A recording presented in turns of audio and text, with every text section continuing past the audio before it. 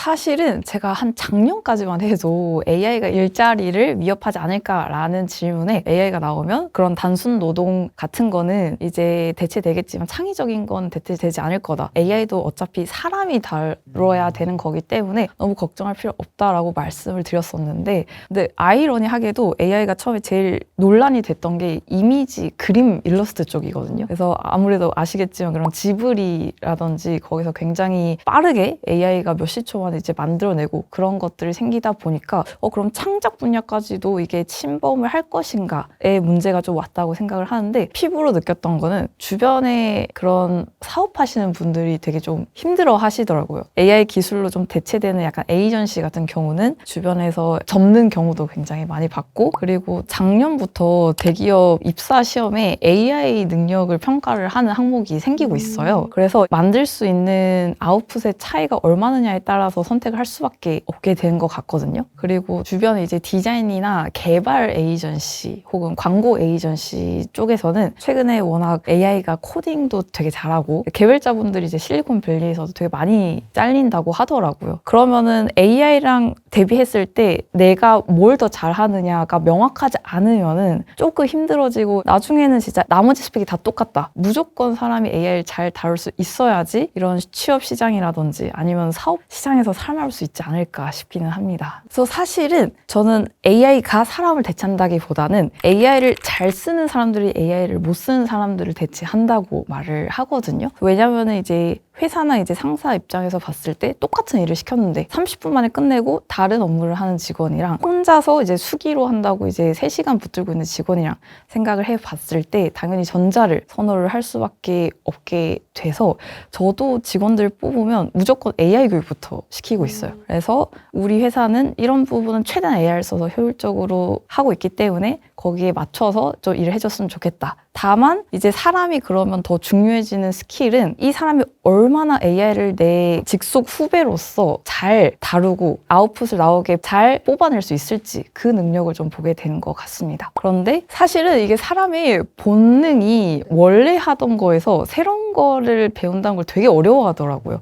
그래서 저도 이제 생존이 걸려 있으니까 열심히 AI를 파기는 했지만, 제가 아무리 직원들한테 AI 한번 써봐 해도 네 알겠어요 하고 원래 작업 프로세스대로 그대로 진행을 하더라고요. 그래서 팀원들 모아두고 여기서 사람이 집중해야 할 일과 AI가 훨씬 빠르게 효율적으로 대처할 수 있는 일을 구분을 해서 우리는 순차적으로 이거를 도입을 시키자라고 한 다음에 순서대로 좀 도입을 시켰어요. 그랬더니 기존에 너무 시간이 오래 걸리고 잡아먹혔던 일들이 거의 한 10분의 1로 줄어들어서 저희 직원들은 오히려 결정을 내려야 된다든지 아니면 아이디어를 새로 낸다든지 그런 거에 좀 집중을 할 수 있게 되더라고요. 이렇게 시간을 줄이면 이제 2가지 효과를 얻을 수 있는데, 하나는 더 많은 업무, 예를 들어 저희라면 프로젝트 하나만 할 수 있었는 것을 한 5개를 봐줄 수 있게 된다든지, 혹은 그런 기획뿐만이 아니라 마케팅 업무까지 같이 할 수 있게 되는 되게 하이브리드형 인재가 된다든지, 그렇게 되면은 한 사람의 영역이 훨씬 더 넓어지게 될 거라고 생각을 해요. 그래서 한 가지만 할 줄 알고 근데 AI를 안 받아들인다 하면은 대체될 수도 있을 것 같다는 생각이 들어요.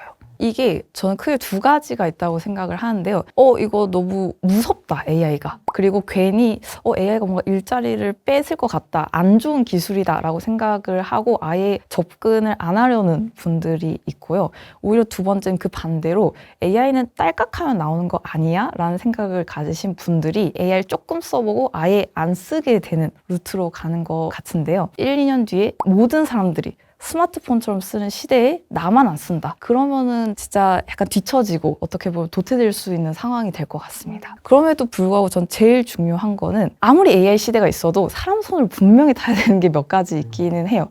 저는 처음에 이제 큰 틀을 그리는 건 사람이 해야 된다고 생각을 해요. 그 안에서 예를 들어 리서치를 AI가 해준다든지 데이터 분석을 해준다든지 아니면은 거기서 뭔가 이미지나 영상을 뽑아내는 건 할 수 있지만, 결국에는 AI가 가져온 일을 이게 좋은 것 같아. 이게 A안이 좋을 것 같아 라고 선택을 한 건 사람의 몫이거든요. 그래서 그런 식으로 좀 전략을 한다거나 결정을 내리는 일, 혹은 이제 휴먼 터치가 필수적인 클라이언트한테 전화를 하는 건 이제 아무리 저는 AI가 발전이 돼서 AI가 잘한다 하더라도 사람이 했을 때 느끼는 그 심리적인 느낌이 다르잖아요. 그런 것들은 사람의 몫으로 남겨놨고요. 그러니까 얘기했던 것처럼 반복적인 일, 아니면 뭐 데이터를 보는 일, 이런 것들은 다 AI로 대체를 해놨습니다. 그리고 괜히 특정 직업이 사라진다의 차이보다는 저는 AI가 100% 혼자서 다 할 수는 없다고 봐요. 무조건 예를 들어 7, 80% 정도까지 이 친구가 초안을 짜줄 수는 있어요.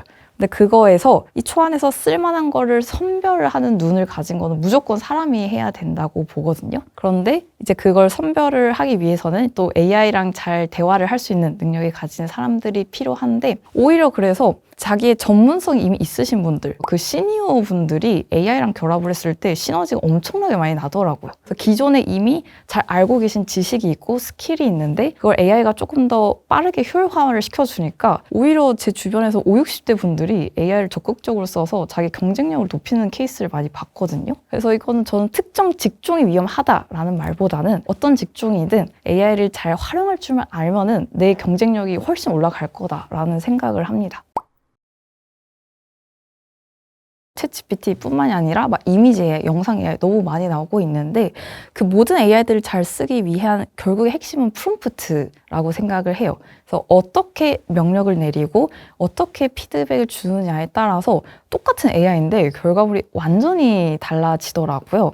어떤 분들은 조금 써보고 생각보다 너무 별론데? 해서 결국에 안 쓴다거나 AI가 준 대답을 가지고 오히려 더 시간이 오래 걸리는 경우가 있더라고요. 이거를 내가 또 맞춰서 가공을 할 때. 근데 또 어떤 분들은 프롬프트를 잘 쓰기 때문에 훨씬 그런 시행착오 없이 더 좋은 결과물들을 뽑아내는 사람들이 있거든요. 그래서 저는 그렇게 AI를 다루는 그 핵심, 한마디로 이제 프롬프트를 어떻게 잘 쓸 수 있느냐, 그리고 내가 이 친구들을 단순히 딸깍하고 나오는 존재가 아니라 내가 좀 합을 맞춰 나가는 팀원처럼 생각을 하느냐, 그거에 대해서 그 결과물 차이가 많이 나는 것 같습니다. 그 프롬프트라는 이름에서 제가 아예 공식을 좀 만들었었어요. 제일 중요한 거는 프롬프트의 앞글자인 그 PRO가 되게 핵심 키워드라고 말씀을 드리고 있는데요. 그래서 첫 번째 키워드는 P에서 페르소나, 역할 부여를 하는 거거든요. 많이들 들어보셨을 거예요. 너는 10년차 뭐 기획 자야, 넌 10년차 뭐 SNS 마케터야, 이렇게 전문적인 역할을 부여를 했을 때 AI가 그 뻔하고 평범한 대답이 아니라 그러면 난 10년차 수준의 프로가 대답할 만한 그런 대답을 뽑아야 되는구나 라고 인지를 하거든요. 그래서 저는 무조건 맨 처음에 그런 역할 부여가 필수라고 말씀을 드리고 있고요. 두 번째가 제가 제일 중요하다고 생각한 키워드는 R이라고 해서 레퍼런스입니다. 저희도 회사에서 업무를 내릴 때 백지 상태에서 해봐 라고 하면은 되게 길을 잃잖아요. AI도 똑같아가지고 무조건 벤치마킹할 자료 혹은 우리가 기존에 쓰던 자료를 줬을 때 훨씬 거기에 맞춰서 대답을 하거든요. 그래서 특히나 이제 기획서 같은 거는 아마 많은 분들이 공감하실 게, 기획서 써줘 했더니 우리 회사에서 쓸 수 없는 형태의 기획서를 자기 마음대로 써줘요. 그러면 또 사람이 그걸 또 가공을 하고 맞춰야 되는데 그러다 보면은 내가 이거 효율성 있는 거 맞아? 내가 다 하는데 라고 생각을 하시는데요. 그래서 여기서 중요한 레퍼런스는 기존에 작업을 했던 기획서의 포맷들을 충분히 AI한테 학습을 시켜야 되는 거예요. 그래서 이 자료를 참고를 하고, 특히나 이제 성공적인 자료들, 굉장히 뭐 칭찬을 받았던 기획서다, 아니면은 효과가 좋았던 기획서다, 이 기획서의 구조부터 시작을 해서 목차라든지 흐름, 그리고 한 페이지에 얼마나 많은 내용이 들어가 있는지 모두 다 너가 뜯어보고 학습을 해. 그리고 거기에 맞춰서 새로 기획서를 써줘 라고 하면은 완전히 다른 결과물이 나오게 될 거예요. 그리고 오늘 오브젝티브라고 해서 목표 설정을 명확하게 해야 돼요.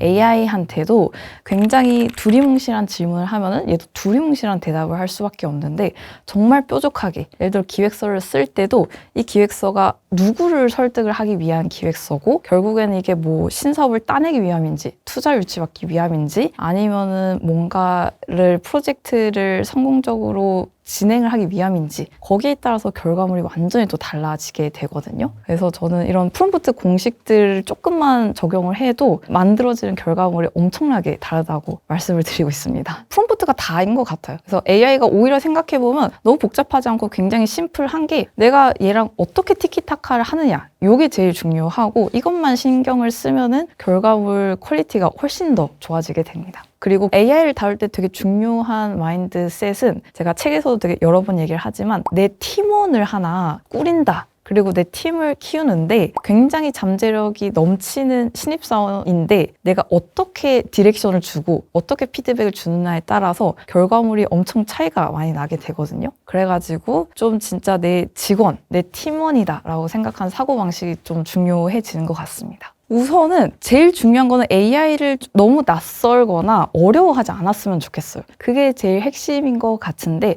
워낙 AI들이 많이 쏟아져 내리고 사실 주변에서 막 이런 얘기 많잖아요. 뭐 AI한테 대체된다더라 이런 흉흉한 그런 소문들을 듣고 오히려 막 걱정만 하는 것보다는 지금 조금이라도 빨리 아직까지는 저는 굉장히 골든타임이라고 생각을 하거든요. AI가 그렇게까지 본격적으로 이렇게 실생활에 들어오기 직전 완전 초입 단계다. 근데 이 초입 단계에서 조금 더 열린 마음으로 AI를 적극적으로 다루는 태도가 엄청 중요하다고 생각을 합니다. 그래서 저도 이제 주변에 굉장히 AI 불신론자분들도 되게 많이 계세요. 그런데 막상 AI를 잘 써보는 걸 한 번이라도 경험하신 분들은 AI를 쓸 때와 안 썼을 때 이게 차이가 엄청나구나를 느껴서 더 적극적으로 많이 배우시더라고요. 그래서 저는 심지어 저희 부모님들한테 AI를 바로 알려드렸거든요. 그래서 이제 저희 아빠랑 엄마가 업무를 하실 때 AI를 적극적으로 쓰고 계세요. 근데 이게 왜 가능하느냐? 오히려 AI가 복잡한 게 아니라 대화를 하는 존재라고 생각을 하면은 어려운 기술이 아니라 얘를 잘 내가 어떻게 대화를 하고 명령을 하고 일을 시키면 되는구나 라는 마인드를 가지면 AI가 굉장히 쉬워지거든요. 그래서 좀 그렇게 다가가 보면 어떨지 라는 생각이 듭니다.